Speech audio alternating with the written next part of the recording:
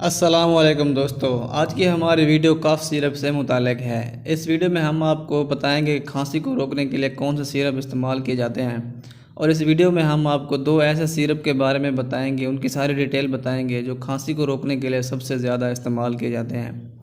लेकिन इससे पहले अगर आपने हमारे चैनल को सब्सक्राइब नहीं किया तो सब्सक्राइब कर दें और बेल आइकन के बटन को दबा दें। वेट कफ को रोकने के लिए एसिफाइल सिरप बहुत ज़्यादा इस्तेमाल किया जाता है। वेट कफ कौन सी है? यानी कि तर खांसी। ऐसी खांसी जब इंसान खांसता है तो स्पूटम निकलता है या कोई और म्यूकस निकलता है, तो ऐसी खांसी जो है ये वेट कफ है। ऐसी खांसी को रोकने के लिए एसिफाइल सिरप बहुत ज़्यादा मौसर है और इसका इस्तेमाल बहुत ज़्यादा किया जा रहा है।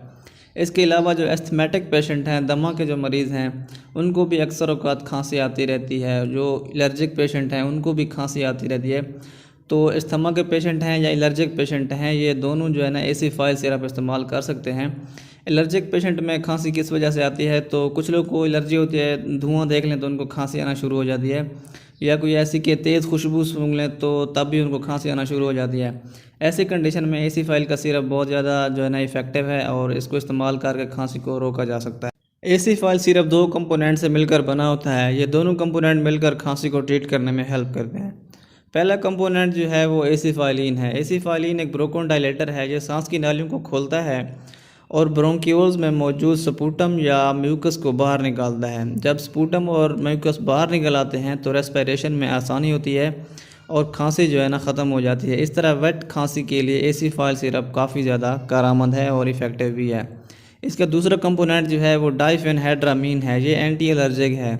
ऐसे लोग जिनको एलर्जी की वजह से खांसी होती है, जिनके कॉमन कोल्ड की वजह से, ठंड की वजह से, या कुछ लोग धुआं देखें या उनको धुआं सांस में चला जाए तो इस वजह से भी खांसी होती है, या कुछ लोग जो है ना तेज़ खुशबू फ्रेगरेंट जो है ना वो उनको खांसी की वजह बनती है, तो ऐसे लोगों के लिए भी एसिफाइल सिरप काफ़ी ज़्यादा इफेक्टिव। एसिफाइल सिरप को इस्तेमाल करने के लिए इसकी स्पेसिफिक डोज का इस्तेमाल बहुत ज़रूरी है।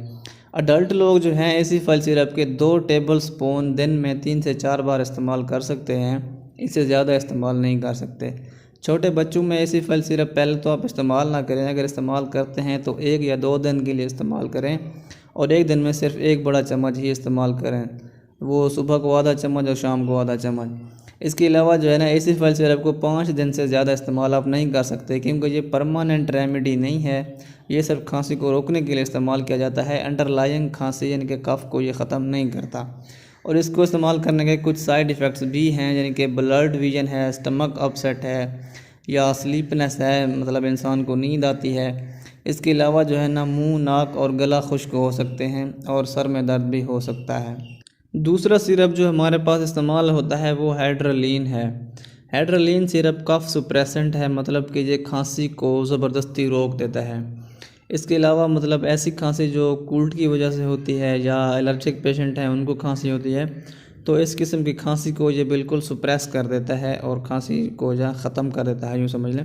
इसके अलावा ऐसी कंडीशन जो नाज़िया अगर आ सकती है, या वोमिटिंग है, मोशन सिकनेस है, या इंसेक्ट बाइट कर गया है, या कोई हाइपर सेंसिटिविटी रिएक्शन हो गया इंसान को, तो उसके लिए भी हाइड्रोलिन सिरप को इस्तेमाल कर सकते हैं।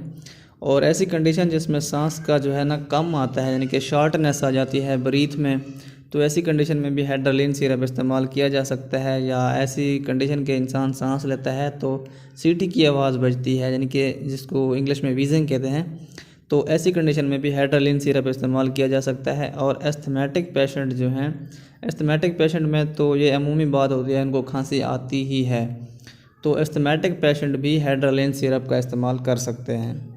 हाइड्रोलिन सिरप या कोई और ऐसा सिरप जो कफ सुप्रेसेंट हो, जो खांसी को बिल्कुल रोक देता हो, तो ऐसे सिरप्स को सिर्फ जो है ना अचानक अगर खांसी हो जाती है तो उस खांसी को रोकने के लिए इस्तेमाल करें। यानी कि एक बाज़ का ठंड हो जाती है या कोई ऐसी एलर्जी हो जाती है, तो बिल्कुल आप उसको ठीक करने के लिए हाइड्रोलिन सिरप या कोई और कफ सुप्रेसेंट इस्तेमाल कर सकते हैं।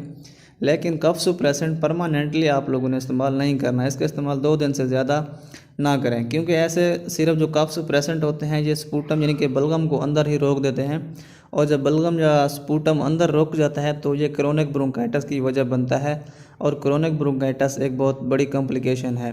तो इससे बचने के लिए हेड्रालीन या कोई और कफ सुप्रेसेंट इनको ज़्यादा इस्तेमाल नहीं करना चाहिए।